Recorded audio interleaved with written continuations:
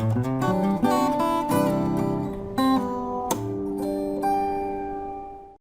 capítulo que tiene que ver con la fiesta de Pentecostés. Entonces esta mañana vamos a continuar nuestro tema o nuestro estudio en el capítulo 2 del libro de los Hechos. Entonces Pedro con los 11 se puso de pie y dijo a voz en cuello: Compatriotas judíos y todos ustedes que están en Jerusalén, déjenme explicarles a ustedes. Presten atención a lo que les digo. Estos hombres no están ebrios como suponen. Apenas son las 9 de la mañana. Ahora esto es lo que anunció el profeta Joel. En los últimos días, dice Dios, derramaré mi espíritu sobre toda la gente.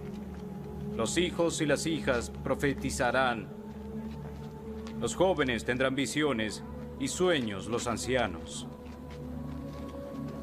Aún sobre mis siervos y siervas derramaré espíritu en esos días y profetizarán. Mostraré prodigios arriba en el cielo y abajo en la tierra. Sangre, fuego y nubes de humo. El sol se convertirá en tinieblas y la luna en sangre, antes de que llegue el día del Señor, día grande y esplendoroso. Y todo el que invoque el nombre del Señor será salvo. Señor, te damos gracias por tu palabra. Venimos delante de ti pidiéndote que ella sea el pan espiritual que nuestro espíritu necesita esta mañana. Pedimos tu bendición sobre ella, pedimos que abras nuestro entendimiento para exponerla y para recibirla de parte tuya. Y te damos gracias porque tu palabra es viva y es eficaz para nosotros y conoces nuestras necesidades. Y pido ahora que suplas nuestras necesidades espirituales. En Cristo Jesús oramos. Amén. El gran día de Pentecostés en la iglesia primitiva, un día importante para ellos, como bien lo iniciamos la semana pasada, y tenemos que reconocer en este pasaje que es la presencia del Espíritu Santo quien dio valor, quien vigorizó el ministerio de la iglesia en aquel día. Fue ese Espíritu Santo, su derramamiento, su presencia en medio de la iglesia primitiva, quien trajo algo nuevo para ellos en cuanto al ministerio, pero que nosotros tenemos que entender que lo mismo sucede en nosotros. Es el Espíritu Santo quien vigoriza el ministerio de una iglesia. Esta fue la iglesia de que el propio libro de los Hechos da testimonio, trastornó al mundo conocido en aquellos días. Lo dije la semana pasada, en estas naciones que estaban presentes el día de Pentecostés está representado el mundo grecorromano conocido de aquellos días. No está América, no están los países de América, porque simple y sencillamente eso no era conocido para ellos. Pero entre estas naciones estaba representado el mundo conocido para los judíos en aquella hora. Y esta precisamente es la iglesia de la que el propio Lucas en el libro de los Hechos dice trastornaron el mundo. ¿Cuál mundo? El mundo que ellos conocían. ¿Qué es lo que tú y yo estamos haciendo ahora? Estamos comunicando el Evangelio a un mundo que era desconocido en aquel día, y por esa razón la obra del Espíritu continúa en medio de nosotros. Cuando lees realmente el libro de los Hechos, llegas a una conclusión. El mundo no fue trastornado por lo que ellos hicieron. El mundo fue trastornado por lo que Dios hizo en ellos y a través de ellos. Entonces nosotros no tenemos alguna capacidad, entiéndalo bien, no tenemos alguna capacidad de trastornar a nadie. Es la obra de Dios en nosotros y a través de nosotros la que tiene este valor de poder seguir impactando el corazón de la gente, de amigos, de familia a la que tú y yo comunicamos el mensaje del Evangelio. Este es el valor de ser parte de la iglesia. En este sentido podemos afirmar que la iglesia de Hechos, o la iglesia que se nos presenta en el libro de los Hechos, es, en resumen, es esto: Dios mismo actuando en nosotros. ¿Qué es la iglesia? La iglesia es Dios mismo llevando a cabo su obra, Dios mismo actuando en nosotros. Y lo vemos en este capítulo. Aquel día Dios mismo se derramó. Fue Él quien envió un viento, una ráfaga de viento a esta gente reunida. Fue Él quien envió ascuas de fuego sobre sus cabezas, como una señal de que los 120 reunidos ahí habían recibido al Espíritu Santo. Fue Dios quien envió idiomas o lenguas, otras lenguas, como dicen algunas versiones, para que esa gente pudiera testificar de las maravillas de Dios. La iglesia no es tu obra ni mi obra. La iglesia es la obra de Dios, la continuación de la obra de Dios para este día, para este tiempo, para esta hora que tú y yo somos llamados. Cuando una iglesia aprecia o entiende esto, cuando nosotros como iglesia entendemos y apreciamos que no se trata de nosotros, sino que se trata de la misma obra de Dios llevándose a cabo primero en nosotros y después a través de nosotros, es que tendremos gran valor por la obra del Espíritu Santo en nuestras vidas. Ahora quiero que observen algo en este pasaje.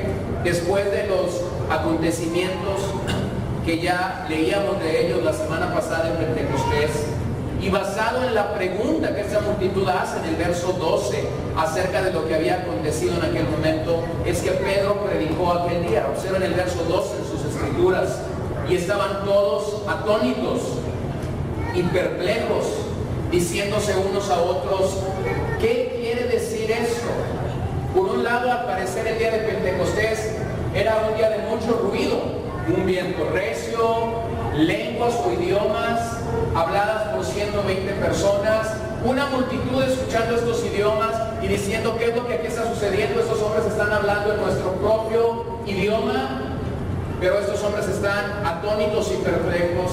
Así que el día de Pentecostés fue un día de mucho ruido, pero también de mucho silencio.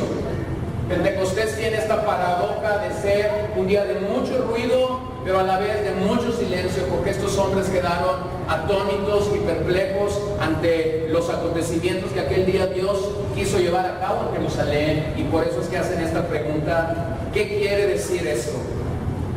La respuesta de Pedro fue un mensaje, fue una predicación. Lo vuelvo a decir, una de las predicaciones más poderosas del libro de los Hechos en cuanto a su contenido del Evangelio. De hecho, es considerado el primer mensaje cristiano dado en la iglesia primitiva. Pedro lo que hace en este pasaje es hacer tres cosas. Nos da una explicación de lo que sucedió en Pentecostés, nos da una proclamación del Cristo resucitado, y finalmente en esta predicación Pedro hace un llamado a la salvación. Hay una explicación de lo que sucedió en Pentecostés, hay una proclamación del Cristo resucitado y hay un llamado a la salvación. Y son estos tres elementos lo que a cualquier predicador, a cualquier maestro de las Escrituras o a cualquier persona que en algún momento de su vida va a proclamar la palabra de Dios no podemos olvidar. ¿Qué es la predicación de la palabra? ¿Qué es un mensaje cristiano? ¿Qué es el entendido de que tenemos que comunicar a alguien la Escritura? Esos tres elementos convergen en el mensaje cristiano. Por un lado, explicamos. Aquel día Pedro tuvo que explicar lo que pasó en Pentecostés, y para ello recurrió al Antiguo Testamento. Citó a dos profetas, a Joel por un lado y también al rey David por otro lado. Pedro recurrió a la Escritura. ¿Qué hacemos cuando proclamamos la palabra de Dios? Comenzamos desde la Escritura e inmediatamente después explicamos la Escritura. Lo segundo que un predicador tiene que hacer es proclamar, celebrar, elevar, exaltar la gloria del Cristo resucitado. Si nuestra predicación tan solo es una explicación retórica, teológica, doctrinal de un pasaje de las Escrituras, pero no llevamos a la gente de esa explicación a los pies del Calvario, estamos desconectados de lo que realmente tú y yo celebramos cuando nos reunimos domingo tras domingo. Celebramos que Cristo resucitó y se levantó entre los muertos, y por esa razón la predicación conlleva una proclamación del Cristo resucitado. Pero finalmente Pedro nos da el tercer elemento. La predicación es un llamado a la salvación, un llamado urgente, como él dice a los corintios. Y estamos rogando a la gente, eso es lo que dice Pablo, reconcíliate con Dios, reconcíliate con Dios, reconcíliate con Dios.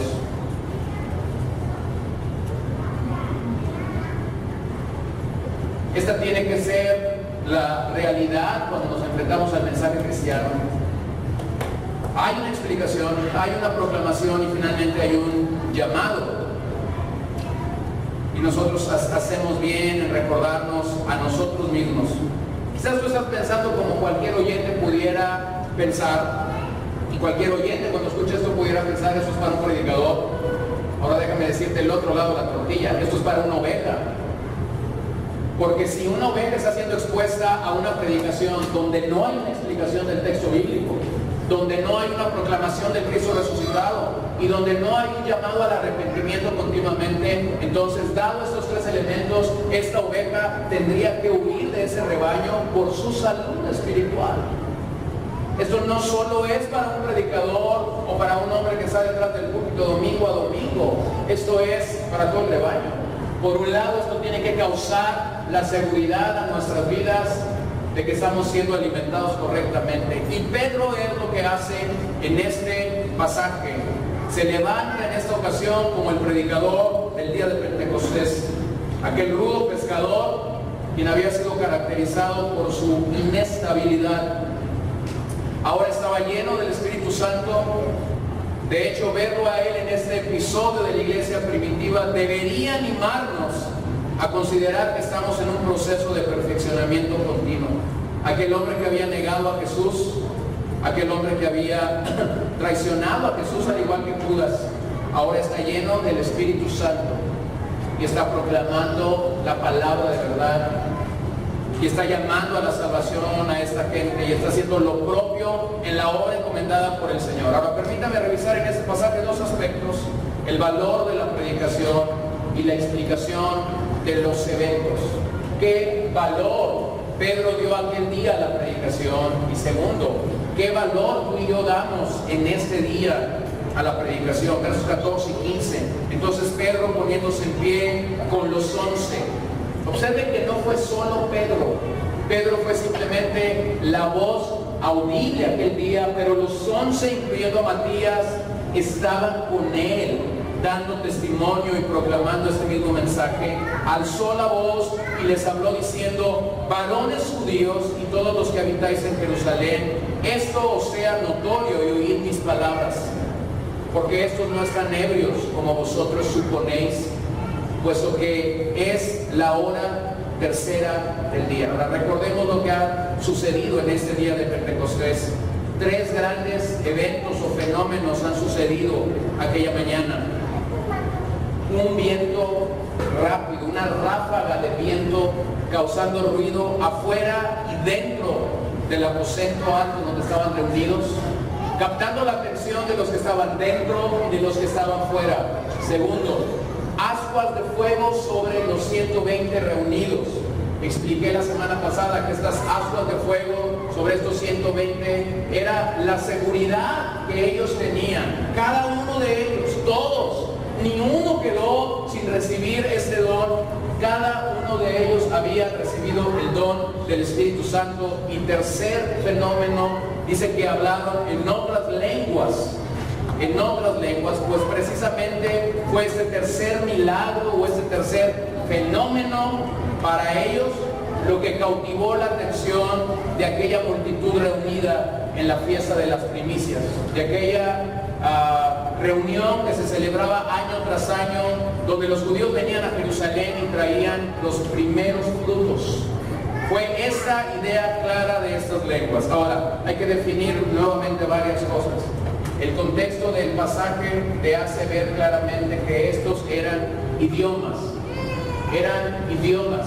Estos hombres reunidos que venían de diferentes partes del mundo conocido, lo que dijeron es: les hemos oído hablar en nuestro propio idioma. Por esta razón es que esas idiomas o esas lenguas de Hechos capítulo 2 no necesitaron interpretación. Si tú te das cuenta, los que venían de Egipto escucharon el mensaje en el idioma de ese país, los que venían de Mesopotamia escucharon el mensaje en el idioma que se hablaba en ese país, los que venían de Ponto, los que venían de los otros lugares. Por lo menos Hechos nos certifica que 15 diferentes idiomas fueron hablados aquel día. ¿Qué proclamaron esos idiomas? Proclamaron las maravillas de Dios. ¿Cuál es nuestro llamado cuando venimos a Cristo y somos parte de esta gran comisión? Proclamamos las maravillas de Dios. Eso es lo que anunciamos. Eso es lo que a ti y a mí nos toca anunciar en este día. El gran predicador inglés Campbell Morgan dijo que nuestras lenguas pueden ser inflamadas, bien sea por el cielo o por el infierno. Y lo que en este día sucedió es que literalmente las lenguas de aquellos 120 fueron inflamadas por el cielo. Proclamaron las maravillas de Dios. De esa manera las lenguas repartidas sirvieron para profetizar y testificar de las maravillas de Dios. De las maravillas de Dios. Esto trajo certeza a los que estaban reunidos en Jerusalén aquel día. Esta fue la manera como ellos comprobaron dos cosas: que el Espíritu Santo había venido sobre ellos, sí, pero lo segundo que ellos tuvieron que comprobar es que el Evangelio, es decir, el mensaje que habían recibido, no solo era para los judíos. Lo hemos dicho desde que empecé esta serie. El gran paradigma que la iglesia primitiva tuvo que derribar es creer que Dios era exclusivamente de ellos. Aquí rápidamente, el día de Pentecostés, cuando el Espíritu Santo ha llegado sobre ellos, Dios les está diciendo: el reino no es para ustedes solos, la gracia no es para ustedes solos, la salvación tiene que ir a todas las naciones. Y vemos dos veces más en que el Espíritu Santo fue derramado en comunidades distintas. Y vemos lo mismo sucediendo. Hechos capítulo 10 nos habla de cómo el Espíritu Santo también llegó a la casa de Cornelio. Y los que estaban allí reunidos también recibieron lenguas. Y esto nuevamente fue para certificar que el Evangelio ya no era solamente para los judíos. Ahora están en una casa de un gentil. Y la gente que estaba ahí reunida mayormente era gentil. Y por si eso fuera poco, capítulos más tarde vemos lo mismo pasando en Éfeso. Reciben el don del Espíritu Santo, hay lenguas, y nuevamente las lenguas lo que buscaban era certificar lo mismo. El Evangelio no es solo para los judíos, el Evangelio no solo es para los gentiles, el Evangelio está saliendo de los entornos o de las fronteras que nuestra mente pudiera creer y pudiera reconocer. La lucha intensa, lo dije la semana pasada cuando lees este pasaje, dependiendo la lente o dependiendo la cuna donde nacimos en Cristo. La lucha continua es si somos cesacionistas o si somos continuistas o continuacionistas. Es decir, hay quienes creen, los que creen en el movimiento cesacionista, creen que esos dones milagrosos cesaron, hablando de lenguas, hablando de milagros, hablando de profecía. Ellos dicen, cumplieron su rol, cumplieron su propósito en algún momento. Está la otra idea de los continuistas o continuacionistas, quienes dicen, estos dones no han cesado, estos dones continúan. La gran pregunta que varios me han hecho en la semana es, ¿y qué somos? Entonces tengo que dar una respuesta a esta. La realidad es que creemos, somos continuacionistas, y voy a agregar una palabra, moderados. Y voy a explicar eso para que quede bien claro. Es decir, nunca vas a ver aquí que hay 40 o 50 personas hablando en lenguas a la vez, porque eso quebrantaría 1 Corintios 14. 1 Corintios 14 dice, si alguien va a hablar en lengua, que sean no más de dos, y que pase después uno e interprete lo que esa persona está diciendo, para que entonces cumpla el propósito del don. ¿Cuál es el propósito del don de lenguas en 1 Corintios 12 y 14? Edificar. Entonces lo que tú nunca vas a ver es eso, porque si entendemos que el don es para edificar, entonces se puede edificar a ti en tu oración personal o puede edificar a otro creyente siempre y cuando haya un intérprete. Entonces dije cuál era el error, el desequilibrio de nuestros hermanos, y lo digo con todo amor, de nuestros hermanos pentecostales. No estamos satanizando esto, pero el gran error de ellos es gran emoción en sus reuniones y hay 20, 30, 40, 100 o miles hablando lenguas en una sola reunión sin que nadie sea edificado. Y si eso es ponderado y si eso es expuesto a lo máximo, vas a encontrar que muchas veces en estas reuniones no hay una proclamación del Evangelio, porque lo que ellos dicen es, ya el Espíritu nos dio lo que nos tenía que dar. Entonces el término es continuistas moderados, es decir, creemos que estos dones pudieran seguir en operación siempre y cuando cumplan ese rubro, edificar a los creyentes. Ahora, yo sé que esta lucha intensa entre los cesacionistas y los continuistas va a continuar, no va a acabar en nuestros días, va a continuar. Y un día en el cielo nos vamos a reír de quién tenía la razón y de quién no tenía la razón. Punto, no hay más que alegar. Así de fácil, así de claro. Ahora, ese es el punto. La propia Biblia te permite tener equilibrio. Lo que sí dije la semana pasada y lo vuelvo a afirmar es, y bueno, de una vez lo digo, el libro de los Hechos nos va a servir para aclarar qué somos como iglesia y qué es lo que creemos. Número uno, lo dije la semana pasada, no creemos que la evidencia inicial del bautismo del Espíritu Santo sea hablar otras lenguas. Lo que afirmamos es que el creyente, aquel que pasa del pecado a la salvación, en el momento de la salvación recibe el bautismo con el Espíritu Santo. Fuera ilógico pensar que un pecador no es bautizado si la propia palabra te dice que el Espíritu Santo nos redarguye de todo pecado, de toda justicia y de todo juicio. Es ilógico pensar que cuando el Padre en su amor envió a su Hijo a morir por ti y recibas la salvación, solo recibas al Padre y al Hijo, pero no recibas al Espíritu Santo. Él es un Dios trino. Entonces, cuando un creyente ha pasado de muerte, de esclavitud a vida, en ese momento recibe al Padre, recibe al Hijo, recibe al Espíritu Santo. En el término del Nuevo Testamento, eso es diferente a ser lleno del Espíritu Santo, y lo expliqué la semana pasada también. El bautismo por el Espíritu Santo es único, se da una sola vez en la vida. La llenura con el Espíritu Santo se da continuamente en la vida de un creyente y mayormente tiene que ver con el dominio de la palabra de Dios sobre nuestras vidas. Entonces, lo que está pasando en Hechos capítulo 2, los idiomas que fueron derramados sobre aquellos 120 para poder comunicar el mensaje de las Escrituras, no es lo mismo que está sucediendo en 1 Corintios 12 y 14. Ese es el don de lenguas.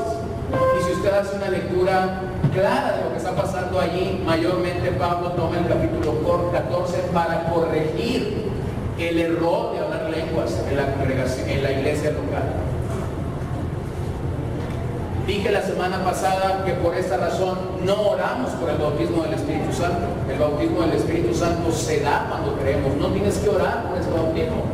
Es como si Jesús, cuando dijo a sus discípulos, voy a resucitar, me van a enterrar, pero voy a resucitar de entre los muertos. Nosotros no vemos en los evangelios que entonces muere Jesús y los discípulos están orando, resucita, resucita, resucita, no nos hagas quedar mal, porque ya dijiste que ibas a resucitar. Entonces Jesús está diciendo, yo voy al Padre, pero voy a enviar al Espíritu Santo para que esté con nosotros. Tú no vas a escuchar que el libro de los Hechos relata que los apóstoles siquiera estaban orando, por favor, no te rajes, ya nos lo prometiste y ya algunos lo dijimos a nuestros amigos, que venga, que venga, que venga.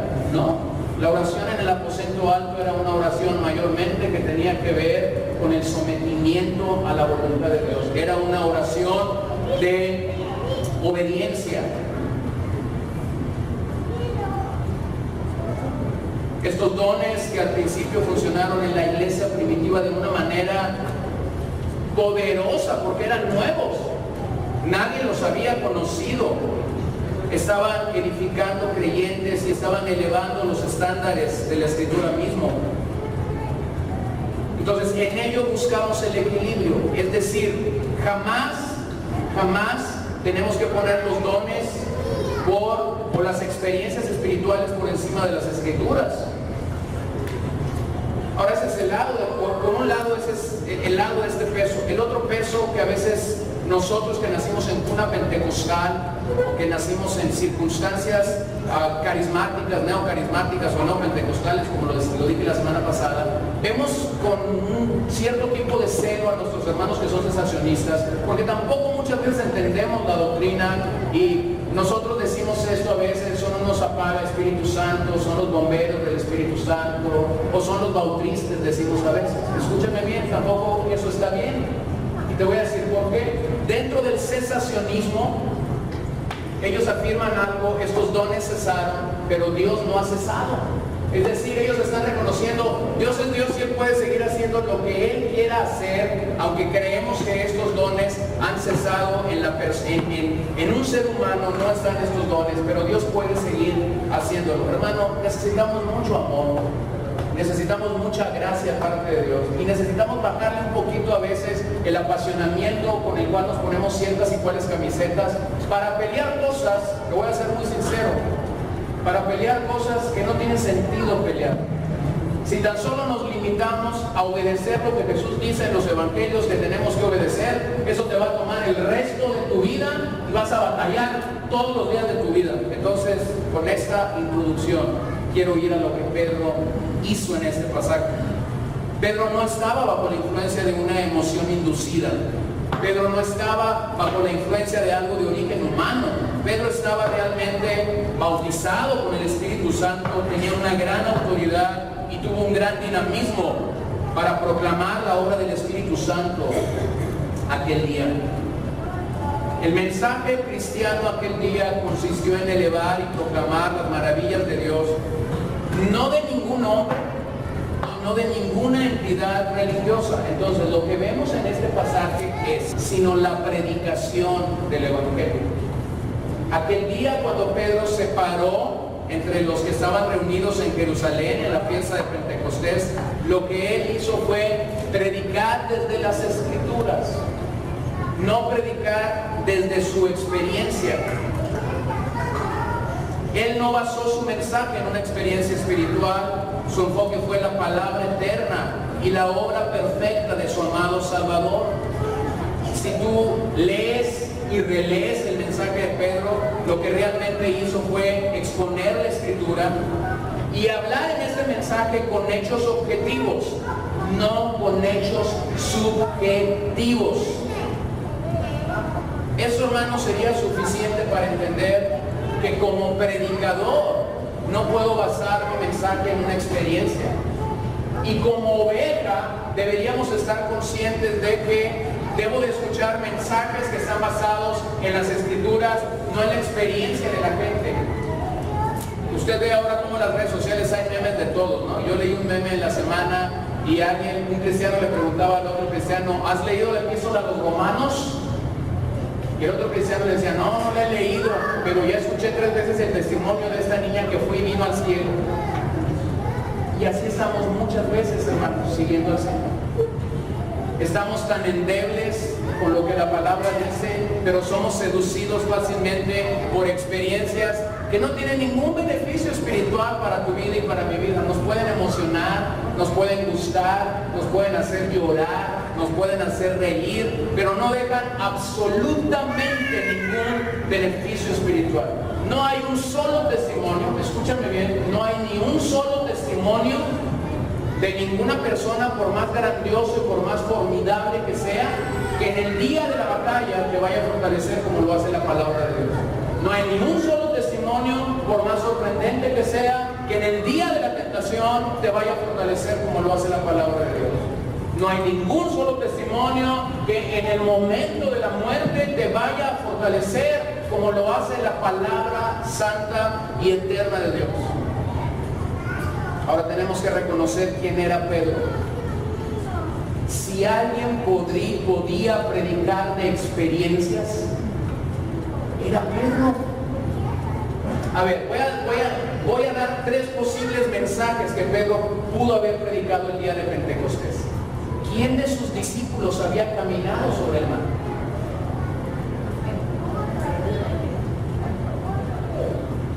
¿Qué les gusta?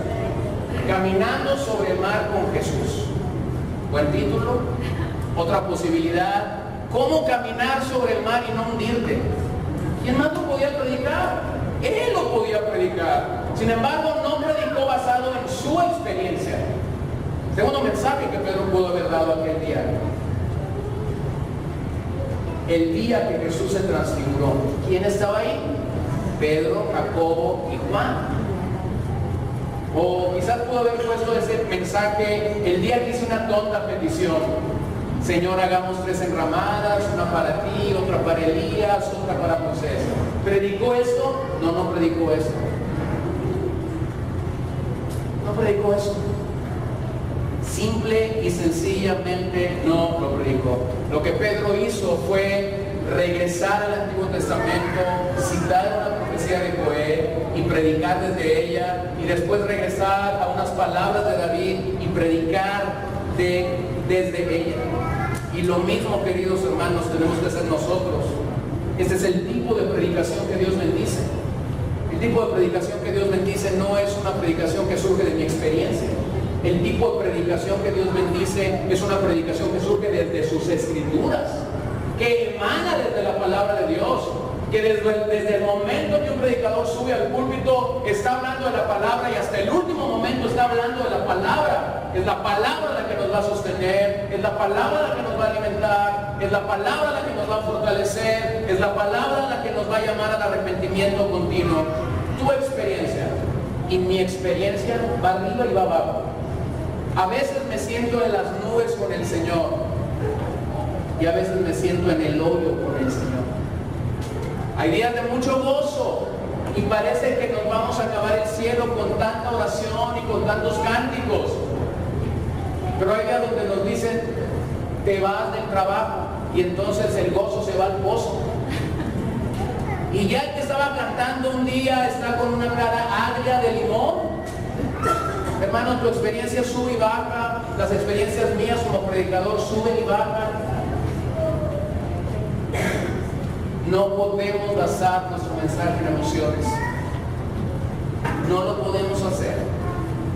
Nuestros días se caracterizan por lo contrario a eso que estoy diciendo. Las personas son seducidas y atraídas por experiencias místicas y sensoriales hacia el cristianismo. Pero esto no fue así al inicio de la iglesia primitiva, ni ha sido el común denominador a lo largo de la historia de la iglesia. El libro de los Hechos nos presenta grandes predicadores. Estos grandes predicadores de antaño del libro de los Hechos discipularon a otros hombres para que fueran grandes predicadores. Al ellos morir, la historia de la iglesia pondera a hombres, grandes predicadores, grandes apologistas que defendieron la fe en algún momento. Cada vez que la historia de la iglesia nos habla de un avivamiento, cada vez que ha habido un avivamiento, escúchalo bien, todo comenzó desde el púlpito de una iglesia con un hombre abriendo las escrituras de nuevo. El día de la Reforma. El día de la Reforma, lo que Martín Lutero hizo sencillamente fue elevar esta solo la escritura. Lo que él hizo fue comenzar a subir al púlpito y traer solo la escritura. Al final de su vida, queriendo alabarlo, dijeron a Martín Lutero, wow, la obra que has hecho en la Reforma, mira qué grande es. Y él dijo esto, yo no hice absolutamente nada, todo lo hizo la escritura. Los verdaderos y genuinos avivamientos que la tierra ha experimentado han iniciado con la palabra, se han sostenido con la palabra y han tenido un fruto verdadero y genuino con la palabra. Pero siempre que hay algo genuino y que hay algo verdadero, Satanás levanta cosas falsas alrededor de nosotros. Los falsos avivamientos no comienzan con la palabra de Dios. Los falsos avivamientos comienzan con la experiencia.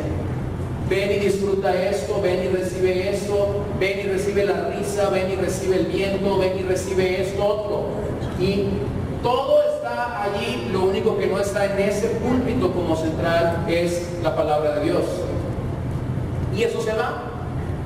Y esa gente ve venir a avivamientos y ve irse a avivamientos, y cuando el atractivo de un avivamiento terminó, tiene que comprar otro avivamiento. Y lamentablemente son compradores de emociones, pero la palabra no está reinando en ese lugar. lo que encuentro en este pasaje es la importancia y el papel central que jugó la predicación en la iglesia primitiva. Observa qué fue lo primero que la iglesia primitiva hizo cuando fue bautizada por el Espíritu Santo. Lo primero que la iglesia primitiva hizo cuando fue bautizada por el Espíritu Santo fue predicar el Evangelio. A lo mejor si tú y yo hubiéramos estado ahí, hubiéramos dicho, ¿cómo le hacemos para iniciar la obra de evangelismo? A lo mejor algunos hubieran dicho, vamos a hacer un concierto. Otros le hubieran apostado y hubieran dicho, vamos a hacer una kermés para que venga mucha gente y coma, y vamos a hacer juegos, y mientras ellos están comiendo y están aquí, les vamos a predicar el Evangelio. A lo mejor alguien hubiera dicho, no, vamos a hacer una gran obra de beneficencia aquí en Jerusalén para atraer a los pobres. Aquel día cuando ellos fueron llenos del Espíritu Santo, poderosamente lo que ellos hicieron fue predicar el Evangelio. Mira, Pedro da testimonio de eso muchos años después. Muchos años después, Pedro da testimonio de ello. Y básicamente lo que vemos es que Pedro, con su mensaje, logró que la gente dirigiera su mirada hacia Jesús. El mensaje de Pedro dirigió las miradas hacia Jesús.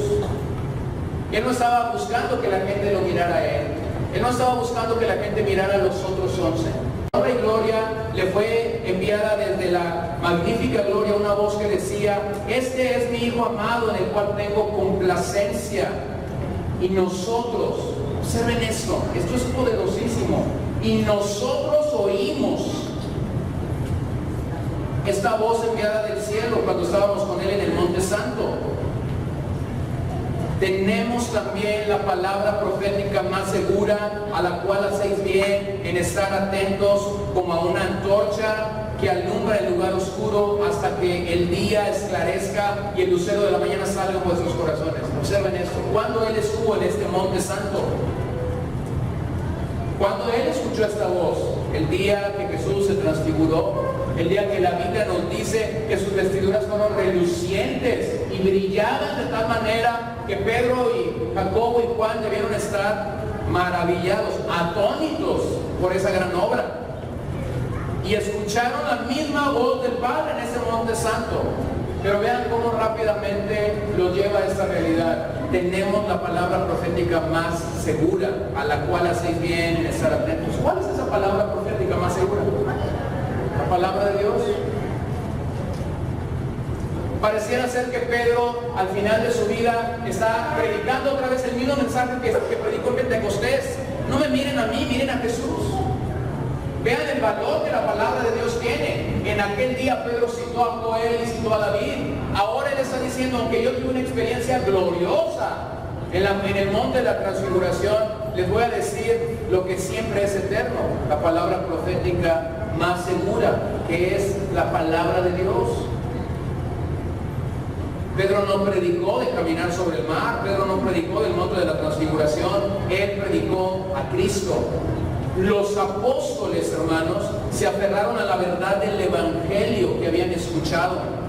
Al final de su vida, literalmente Pedro estaba predicando el mismo mensaje que había predicado en Pentecostés.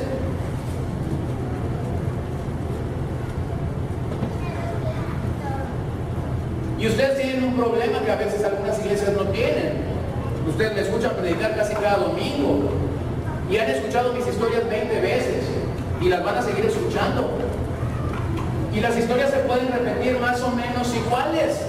El asunto es este: conviene a nosotros que el mensaje que hemos escuchado una vez lo volvamos a escuchar 2 veces, lo volvamos a escuchar 3 veces, lo volvamos a escuchar 4 veces.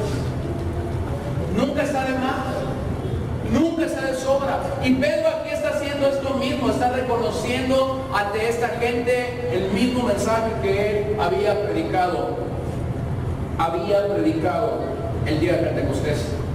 Cuando escuchas a un predicador que ha pasado años y años predicando el Evangelio, cuando escuchas la vida de un hombre que ha pasado 30, 40, 50 años predicando el mismo Evangelio, cuando lo lees, si ese hombre tiene la capacidad dada por Dios para escribir libros y lo escuchas predicar, es como si estuvieras escuchando el mismo mensaje que habías escuchado toda la vida. El hombre que era el pastor de mi papá subía con Biblia y sin notas a predicar. Y todo lo que íbamos y lo escuchábamos, sabíamos de lo que iba a predicar, sabíamos las citas que iba a tocar, sabíamos los pasajes que iba a decir, porque todo los traía acá en la mente. Rara vez abría la Biblia él para decir, vamos a citar, no, acá la traía en la mente. Así que nos exponíamos cada vez, casi que lo escuchábamos, nos exponíamos a los mismos textos, a las mismas historias, a los mismos ejemplos. Lo que quiero decir con esto es que Pedro no estaba buscando al final de sus días un mensaje fresco, un mensaje renovador para aquellos días. No estaba buscando cuál era el viento fresco que la iglesia, años después de que la iglesia había iniciado en Jerusalén, necesitaba. Él seguía predicando lo mismo, a Cristo. Y mientras predicaba a Cristo, afirmaba a los creyentes en esto. Nuestras experiencias van y vienen, pero lo único seguro es la palabra eterna de Dios. Observen lo que Pablo le dijo a los Corintios, 2 Corintios 4:5. Porque no nos predicamos a nosotros mismos, sino a Jesucristo como Señor, y a nosotros como vuestros siervos, por amor de Jesús. Vean la humildad y la sencillez de Pablo. No nos predicamos a nosotros mismos. Hermano, cuando un mensaje tiene más experiencia que Biblia, tú te estás predicando a ti mismo, tú no estás predicando a Cristo. Cuando un mensaje tiene más sueños y visiones que palabra de Dios, tú te estás predicando a ti mismo, no estás predicando a Cristo. Cuando un mensaje tiene más que ver con lo que tú hiciste en la semana, tú te estás predicando a ti, no a Cristo. Cuando un mensaje tiene que ver mayormente con la consejería que dices durante la semana, tú te estás predicando a ti mismo, no a Cristo. Y nada de esto va a producir verdadera fe y verdadera fortaleza en la gente. Lo único que va a traer esa provisión es lo que Pablo está diciendo aquí: no nos predicamos a nosotros mismos. Quiero demostrarte a lo largo de Hechos, si puedes abrir tu Biblia en el capítulo 4, quiero demostrarte a lo largo del libro de los Hechos que la predicación del Evangelio no solamente fue lo primero que ellos hicieron, sino que fue un aspecto central del ministerio apostólico.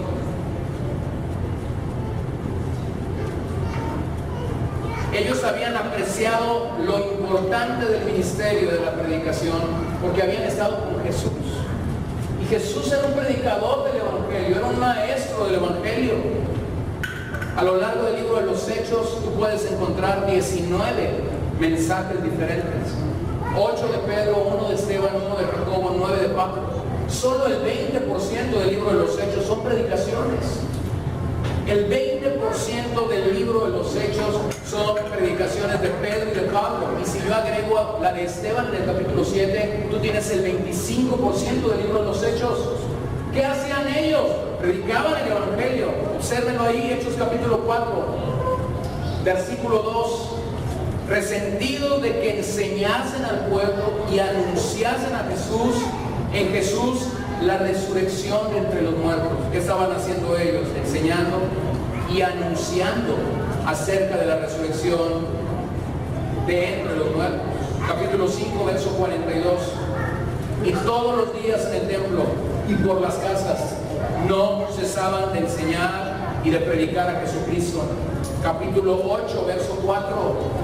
Pero los que fueron esparcidos iban por todas partes anunciando el Evangelio. Verso 25. Y ellos, habiendo testificado y hablado la palabra de Dios, se volvieron a Jerusalén, y en muchas poblaciones de los samaritanos anunciaron el Evangelio. Verso 35.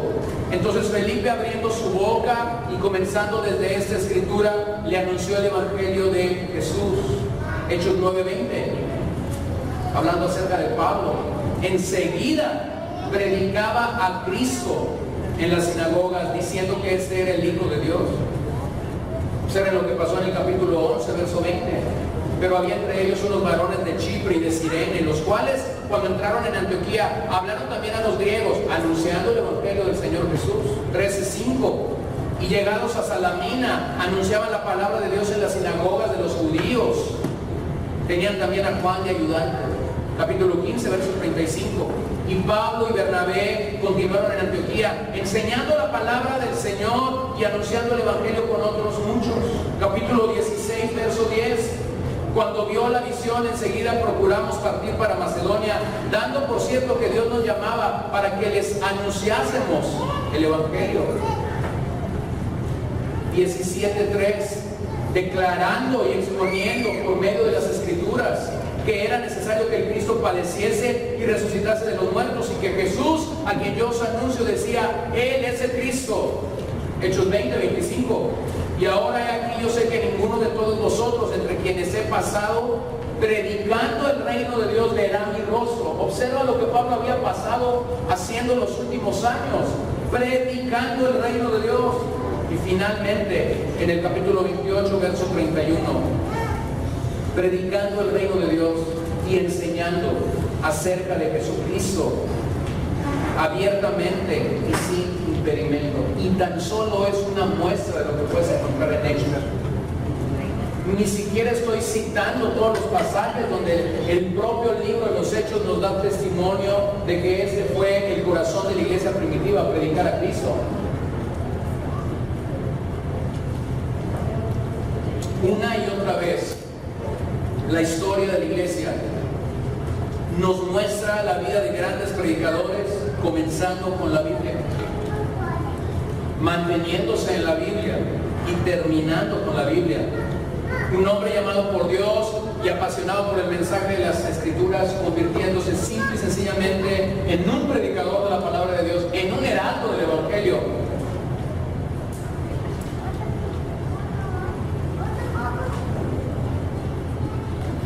El doctor MacArthur en nuestros días afirma que la debilidad de la iglesia contemporánea se debe en gran medida a la declinación de la poderosa predicación bíblica.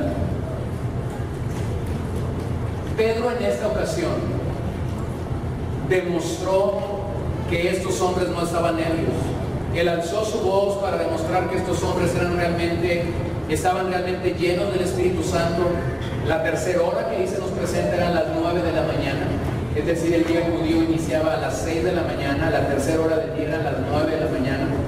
No había posibilidad de que hubieran agarrado tan temprano la carra, como decimos acá en México.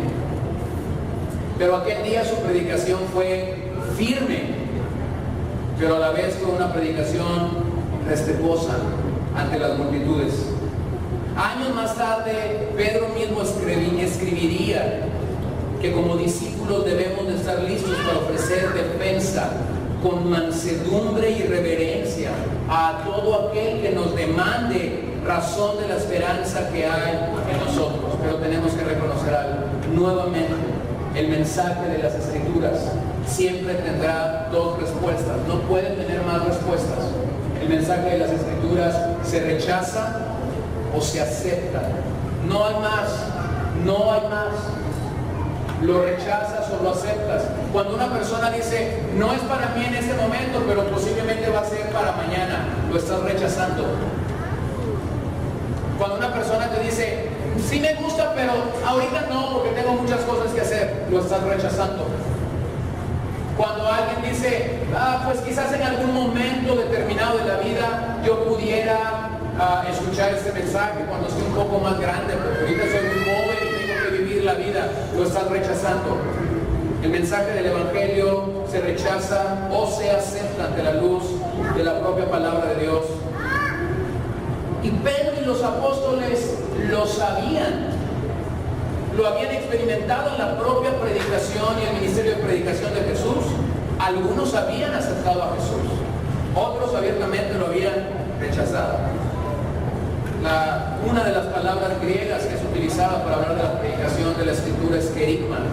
Y kerigma simple y sencillamente consiste en el anuncio de buenas nuevas de salvación, en el anuncio que damos ante quienes no conocen a Cristo. En este sentido tenemos que reconocer que la auténtica predicación de la palabra de Dios es tanto una proclamación como una enseñanza. Cuando tú tienes a un predicador tienes que tener ambos elementos. Está proclamando algo y a la vez está enseñando algo. Por eso es que en Efesios 4, cuando se nos habla de los dones, y se nos habla de estos ministerios funcionando en la iglesia. Dice que él edificó a unos apóstoles, a otros profetas, a otros evangelistas y a otros pastores y maestros. Y aunque en el español ese "y" que tenemos ahí es una conjunción, es decir, comunica que la oración va a terminar y por eso dice pastores y maestros, en el griego no es así. En el griego es un don dual.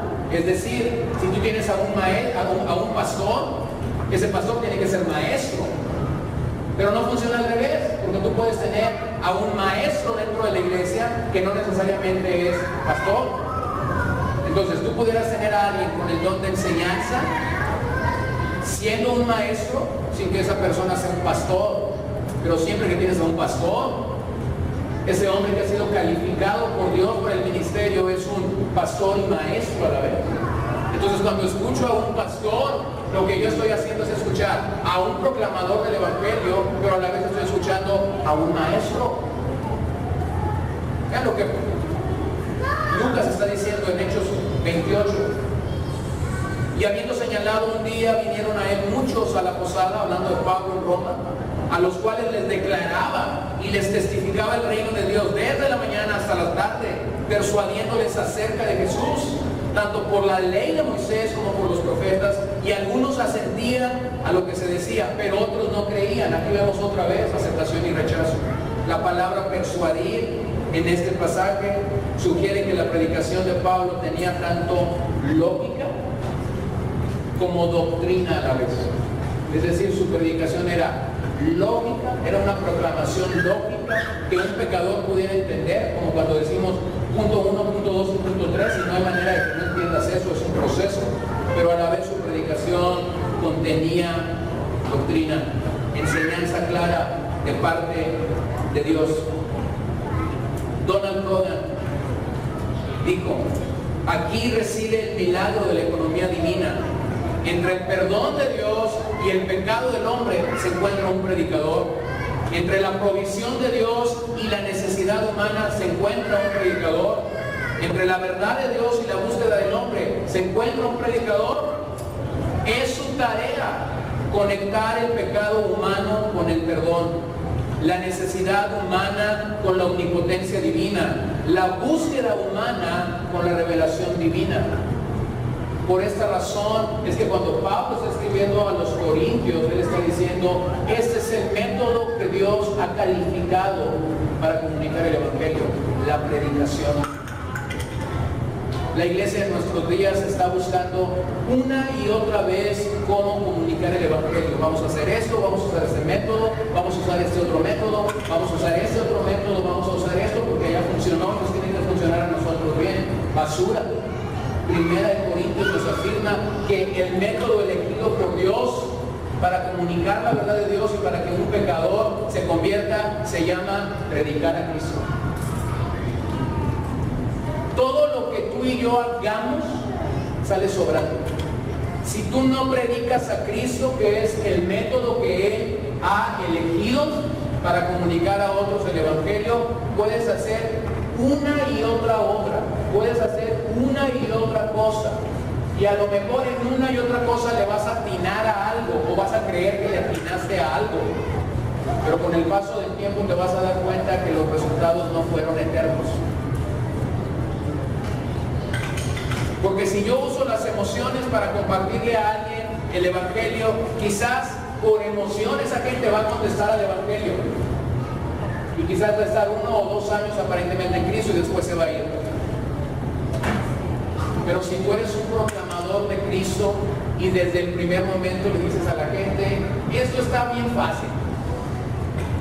Y ya se me quedaron viendo raro, ¿no? Está bien fácil. Somos pecadores, estamos tronados y no hay otra cosa que podamos hacer más que por gracia y misericordia mirar a Jesús. La gente te dice: está bien fácil. Pues si se trata de mirar a Jesús, está bien fácil el asunto. Sí, se trata de mirarlo ahorita, pero se trata de seguir mirando. Y todo aquel que invocar el nombre del Señor será salvo. El anuncio de Pedro acerca de los días postreros y de cómo ya el Padre había enviado la promesa de su Espíritu Santo para este tiempo, iniciaba o empezaba el día de Pentecostés, al citar al profeta Joel Pedro estaba realmente anunciando esto. El cumplimiento de lo que Joel 2:28-32 dice ha iniciado. Es decir, no todo lo que la profecía de Joel decía se cumplió el día de Pentecostés, no todo, pero iniciaron los días postreros, iniciaron un momento en el que la iglesia y tú y yo, cuando creemos, venimos y reconocemos que es una realidad. El derramamiento del Espíritu en Pentecostés cumplió con esta profecía. Cuando dice que todos recibieron, si tú te preguntas, ¿cuántos de esos 120 recibieron el don del Espíritu Santo? Todos. No hubo uno solo de esos 120 que no recibieron el Espíritu Santo. Ellos comenzaron a relatar las maravillas de Dios en estos diferentes idiomas representados aquel día en Jerusalén. La palabra griega para derramar ahí significa verter, desparramar, vaciar. Y nos habla de una lluvia tropical, indicando con esto la gran generosidad con la que el Espíritu Santo aquel día descendió sobre los 120 reunidos en Jerusalén. Aquel día, el efecto de tal derramamiento, el efecto de tal derramamiento fue el don de profecía, ejercitado en visiones, sueños y la comunicación oral de la palabra de Dios. La comunicación oral de la palabra de Dios. Lo que nosotros encontramos entonces en este pasaje es que realmente en la era del Espíritu Santo, en el momento del Espíritu Santo, Él desarrolla un ministerio abundante entre nosotros como su iglesia. Ese derramar que el Espíritu Santo ha tenido sobre los suyos nos ha sido otorgado y no se nos puede recoger. Él ha venido a estar entre nosotros, es dado de forma universal, ya no hay distinción social, racial, edad o de rango. A diferencia del Antiguo Testamento, lo decía la semana pasada, a diferencia del Antiguo Testamento, en el que el Espíritu Santo solo venía sobre los profetas, sobre los reyes y sobre los sacerdotes. En el Nuevo Testamento el Espíritu Santo viene sobre todos los creyentes. A diferencia del Antiguo Testamento, el Espíritu Santo venía de forma intermitente, es decir, estaba, no estaba, venía otra vez. Y el caso más claro es Sansón. Cuando tú ves la vida de Sansón como un juez, vas a encontrar que cada vez que él hizo algo para la causa del Señor, el pasaje inicia diciendo que el Espíritu de Dios vino sobre él, entonces realizó esta obra.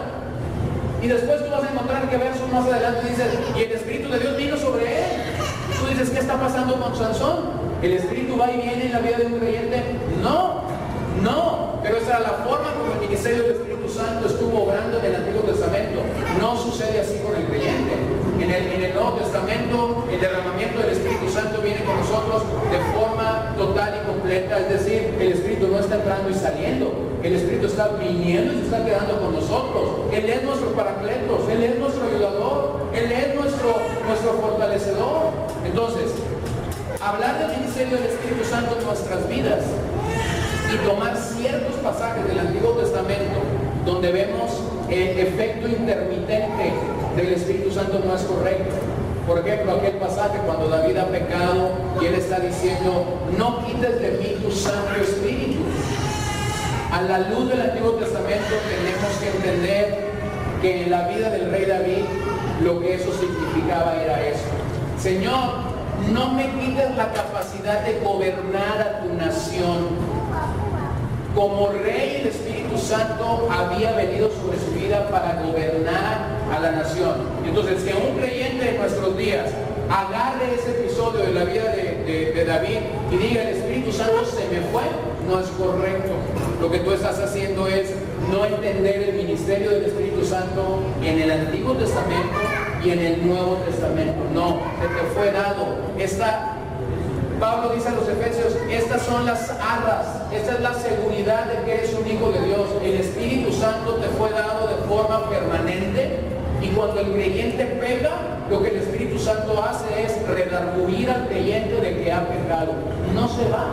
Lo que hace es quedarse y redarguirte, llamarte a cuentas para tu vida de santificación. Y cuando un verdadero creyente sabe que ese es el ministerio del Espíritu Santo, entonces ese creyente doblega su vida delante de Dios y clama por perdón a Dios. y se humilla pidiendo, Señor, he pecado de nuevo, por favor, perdóname.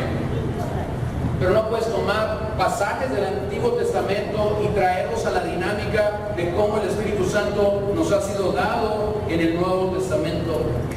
Los últimos días son enmarcados entre la primera y la segunda venida de Jesús en este pasaje. Estos días denotan el establecimiento del reino del verdadero Mesías. Es importante que reconozcamos que en el Antiguo Testamento el Mesías es presentado por un lado como el siervo sufriente en Isaías 53, por otro lado como viniendo en gloria para establecer su reino en Isaías 9. Lo que Pedro está haciendo en este pasaje al citar Joel es considerar que la profecía de Joel se cumplió en parte aquel día, pero cuando analizas los eventos climatológicos que en este verso se nos citan, inmediatamente conectamos estos eventos climatológicos con la llegada del reino literal de Dios a la tierra.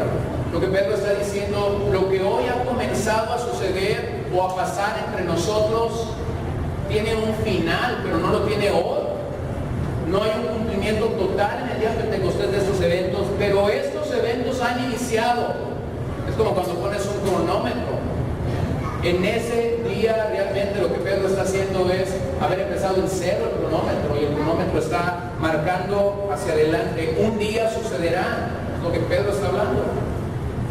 En ese sentido, la iglesia entonces se encuentra entre la ascensión de Jesús y la venida del Señor, o la parousia del Señor, como es conocida.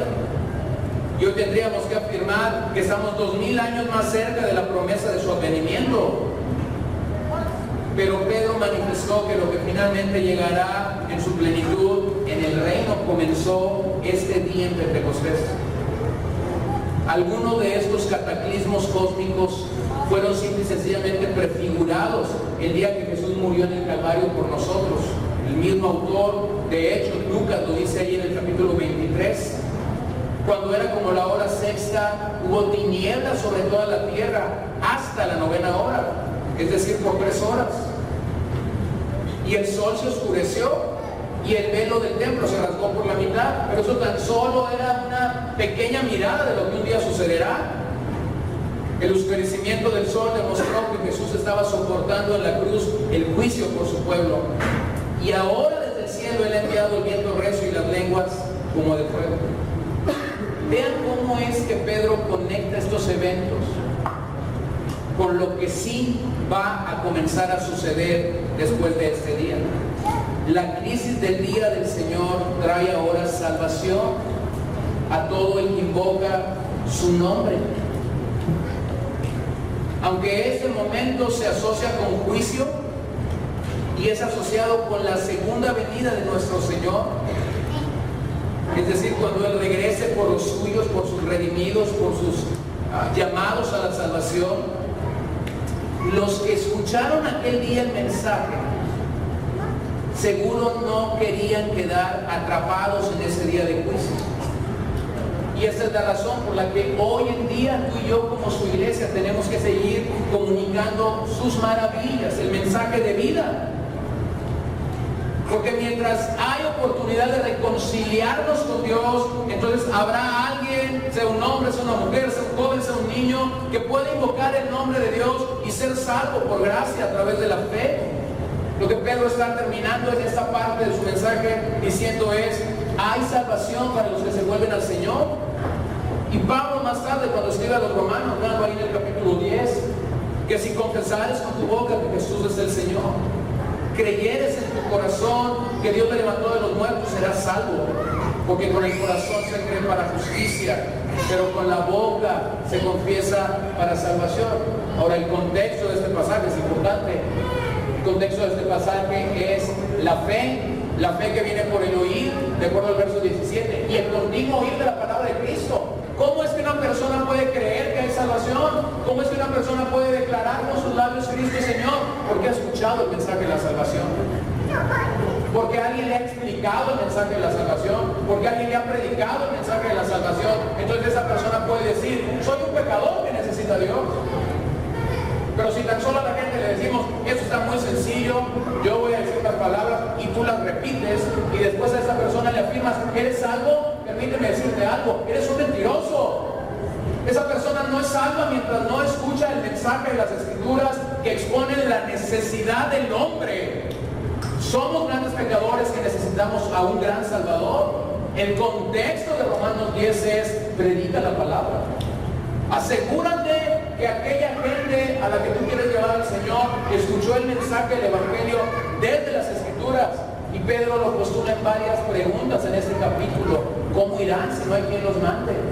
¿Cómo creerán si no han escuchado el mensaje de las Escrituras? ¿Quién irá? Y luego vean el verso 13. Porque todo aquel que invocar el nombre del Señor será salvo. ¿Y cómo lo van a invocar si no lo conocen? ¿Y cómo lo van a invocar si no ha habido quien les proclame el mensaje de la salvación? Este es nuestro mensaje. Este es nuestro anuncio. Necesitas ser salvo. Y Dios ha provisto los medios para hallar la salvación. Todo es la obra de Dios. Él nos llama a la salvación y Él provee los medios para ser salvos. Pero necesitamos anunciar ese mensaje de salvación. A lo largo de este pasaje encuentras que el Espíritu Santo es dado no para suprimir las Escrituras. No para suprimir las Escrituras. El Espíritu Santo nos es dado para enseñarnos las Escrituras, para capacitarnos. De tal manera que la obra del Espíritu logra que tú y yo obedezcamos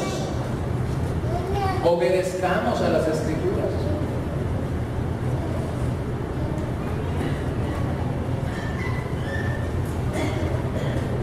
La verdadera obra del Espíritu no tiene que ver con algo místico que te dice deja de pensar. No, es todo lo contrario. La verdadera obra del Espíritu te va a hacer pensar. La verdadera obra del Espíritu te va a hacer pensar y va a lograr en ti y en mí que tengamos una mente bíblica. Por eso Pablo, hablando de eso a los Colosenses, capítulo 3, verso 16, les dice que la palabra de Dios mora en abundancia entre vosotros. La palabra griega para abundancia ahí es exuberantemente. Que la palabra de Dios esté exuberantemente entre nosotros. ¿Cómo sé que una persona está llena del Espíritu Santo? Está hablando la palabra. Porque está pensando en la palabra. Porque sus pláticas están en la palabra. Porque estás reconociendo las grandezas, la exaltitud de Cristo en todas las cosas. Estás ponderando a Cristo en todo. Estás atónito y perplejo por la gran obra de Dios en tu vida. ¿Cómo sé que una persona no está llena del Espíritu? Porque habla de todo menos de Cristo. Pablo, 1 Corintios 1:17, pues no me envió Cristo a bautizar, sino a predicar el Evangelio, no con sabiduría de palabras, para que no se haga vana la cruz de Cristo. Observe que la predicación del Evangelio no consiste en palabras sabias. La predicación del Evangelio consiste en ponderar, en elevar, en manifestar a otros las grandezas y la gloria de la cruz. Cuando Pablo está terminando la maravillosa epístola a los Gálatas, está diciendo esto: ¿de qué me gloriaré?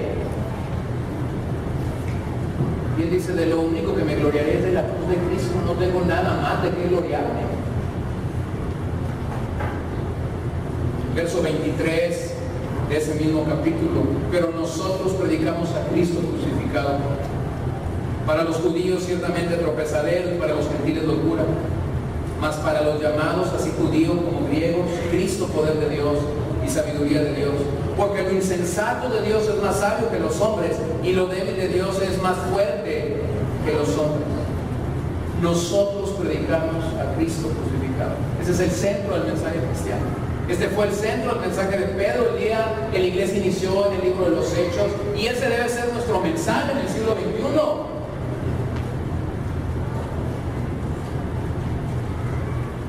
Hay una gran revolución en nuestros días acerca de que el mensaje tiene que ser renovado, refrescado para que las masas, sobre todo los jóvenes, crean en Él. Escúchame bien, si el mensaje tiene que ser renovado y refrescado, dejó de ser mensaje. La propuesta del movimiento emergente en nuestros días es precisamente esa: renueva el mensaje, refresca el mensaje. Si nosotros hacemos eso, entonces echamos a perder el mensaje de Evangelio. Permítame terminar leyendo algo.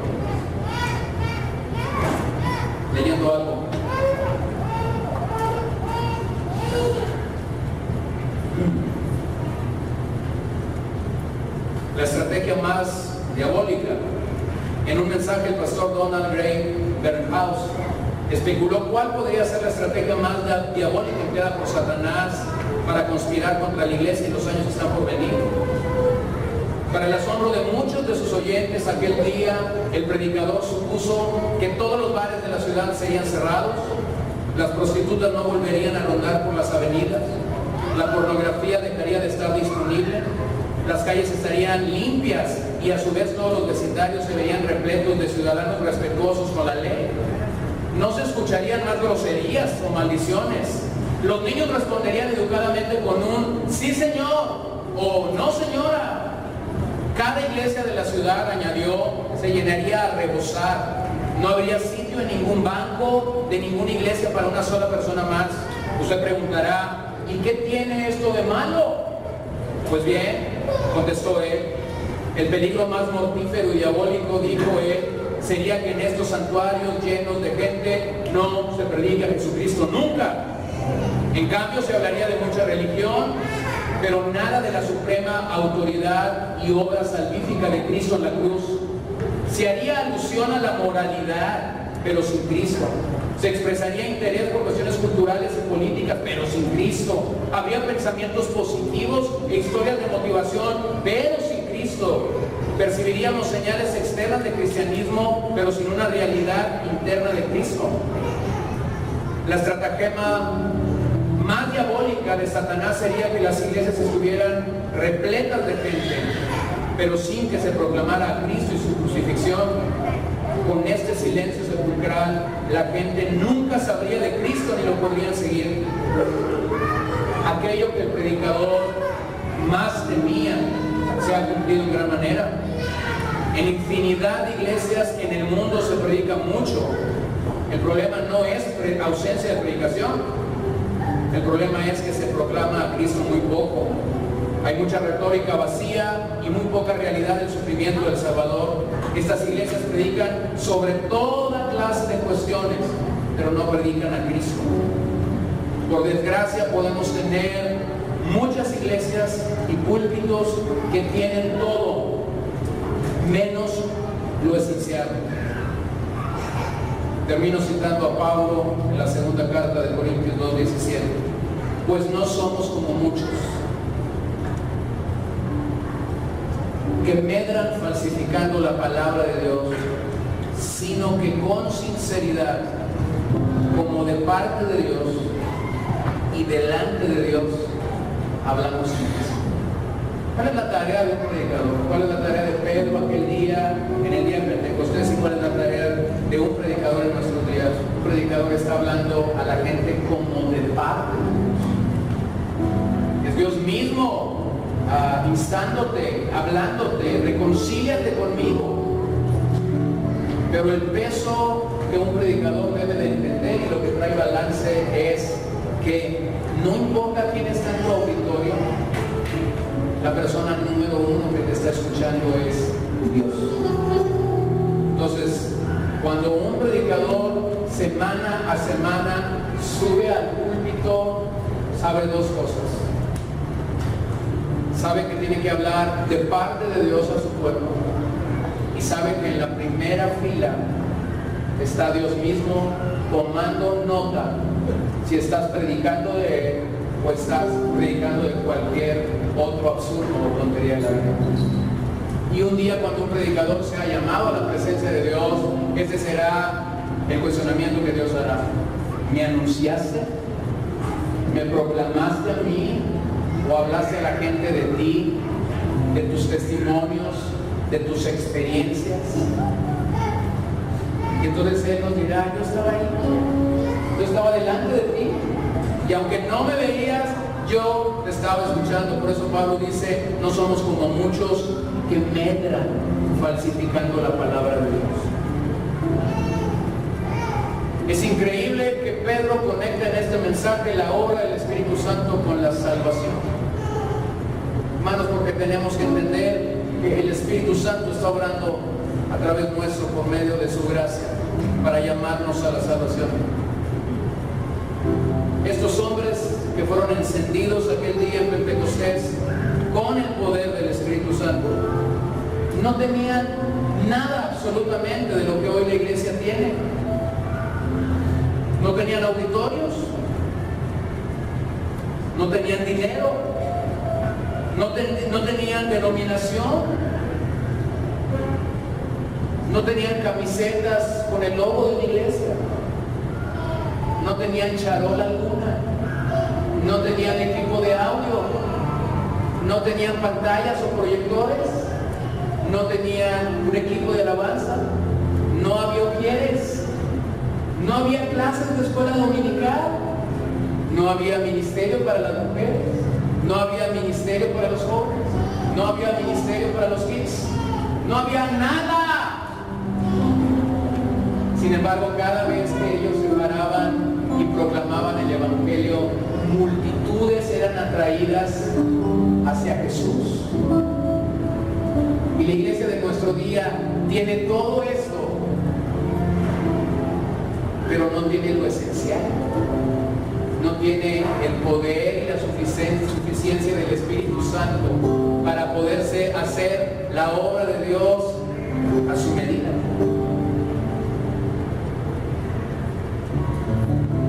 Predica a Cristo. ¿Dónde predica a Cristo? ¿Dónde estás?